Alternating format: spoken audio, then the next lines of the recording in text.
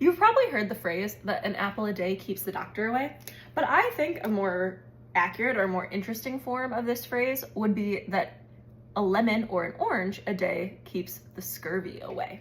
Now, what is scurvy? Scurvy is a condition that they later discovered is actually caused by vitamin C deficiency. But before they realized that, it was just this really nasty condition that they saw in a lot of sailors. Now, the reason that is because at this time, and so we're talking like 16, 17, early 1800s, these sailors who were going around the globe, they would be on these ships for months at a time. Especially if you were like crossing the Atlantic, you would be at sea for months.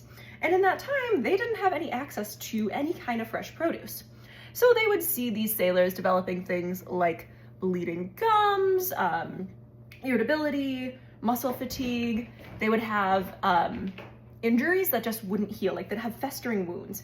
And it was later discovered that this is all because they didn't have vitamin C. So the festering wounds is actually interesting with the vitamin C because the reason that happened is that when you have an open wound, you actually need collagen to fill that and create that scar tissue.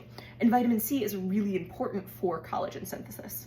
So how they kind of figured this out, we can thank a Scottish chemist named James Lind, who in 1795 discovered, and I love this phrase, the curative power of sucking a lemon.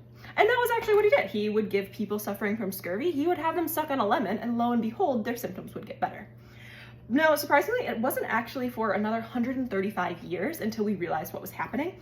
And that was due to the Hungarian chemist, Albert Szent-Györgyi, who was the first one to isolate vitamin C as ascorbic acid. And that was when we really started putting all the pieces together, that this was the missing chemical that was causing our angry, unhealthy sailors.